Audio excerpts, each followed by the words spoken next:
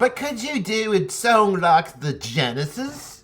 It's almost Christmas. It's December 16th, and last night I went to go see Genesis, so I'm happy. Do you want to go for a walk later? Yeah? I got inspired to use my goodies today because I saw Genesis.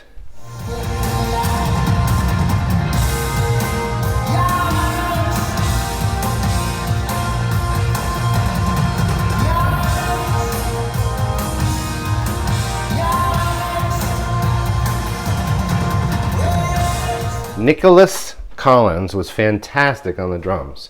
I obviously have high expectations for drummers. Although he didn't have his dad's grit, like that grit that just is unique to a person, he did play perfectly. He didn't miss a beat. Solid, complicated parts, all dead on. Did he get to ask his dad when he couldn't figure something out? It's awesome to see them together. It's amazing to think Nicholas is only 20 years old. Of course, Phil Collins started with Genesis, I think, when he was like 18. No one can play his parts like him. No one can. It's impossible. Nicholas got as close as he possibly could. So hats off to Nicholas. Man, he exceeded my expectations. Been on a Genesis kick lately, because I think a lot of people have been. I got these like 6 months ago. That's a 10, a 12, and then I got my regular toms here, 13, 16. Got the 24 that's set it up with this Power Stroke P3 coated with a little dimple thing on it. I got the reissue of the Speed King pedal. It's fantastic. I have a whole video on that. It's been working great. I'm going with smaller cymbals now because it's easier when you're recording. They do overwhelm your recordings. Concert toms have a short attack, sharp, piercing. They cut through the mix. You can just hear them. Just listen to the old Genesis stuff. And some of Rush's stuff, he's got concert toms as well. But you got a thud on these, right? More of a oom. These, you have a crack that is just beautiful. If you're a drummer and you want to be heard and your fills are very important to you, get those.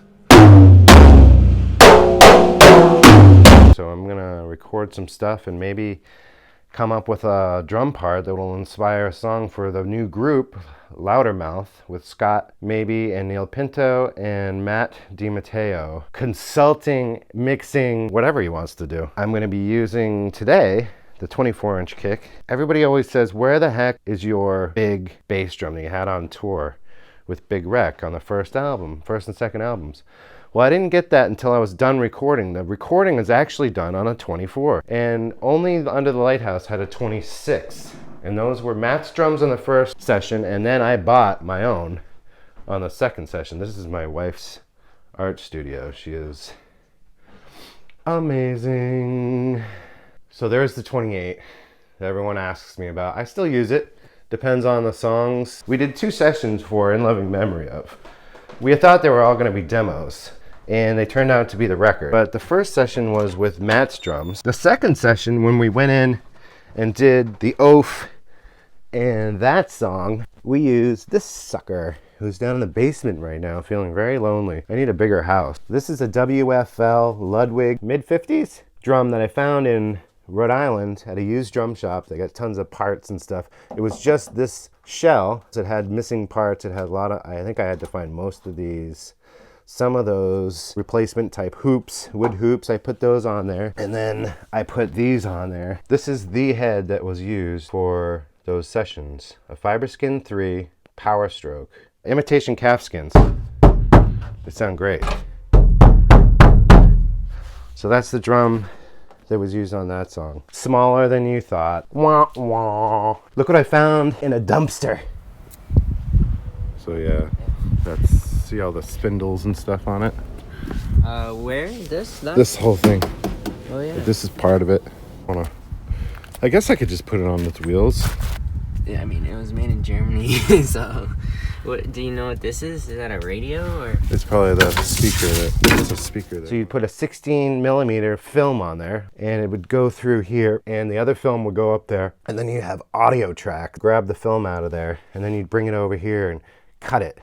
To me, I see this in a dumpster, and I go bonkers. So they used to throw everything away in the late 60s, if it had tubes in it, it annoyed the hell out of the engineers and producers, and it got hot, it wouldn't work reliably. So this has got tubes in it, it's got beautiful transformers in it. This is late 60s, made in West Germany, like Neumann microphones, if you're familiar. I'm gonna repurpose some of those parts. It's got a couple of preamps in it. It has a little speaker and it has a little light.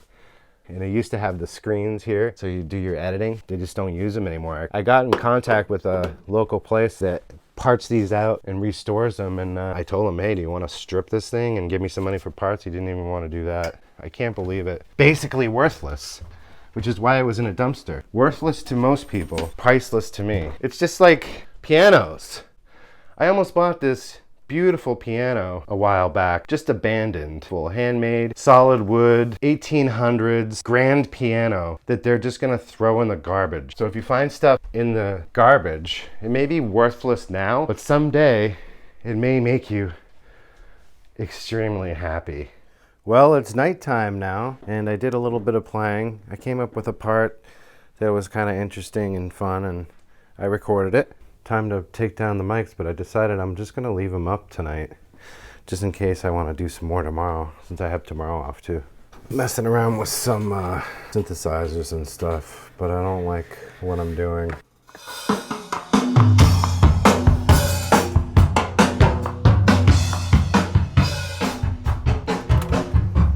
E12A.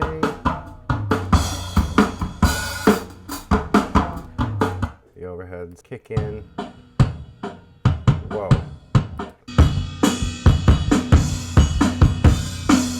Sick. Snare bottom. We could use some EQ.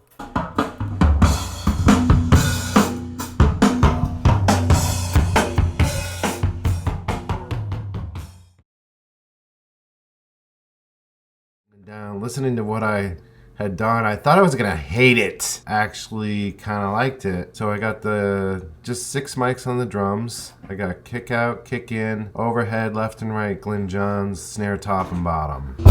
Figure you can start like noodling like crazy on the guitar or the synthesizer or something. A jam out section, and then it just fades out, and that's it. How long is that? That's my song. Nice drummer song. 1 minute and a half, 1.5 minutes.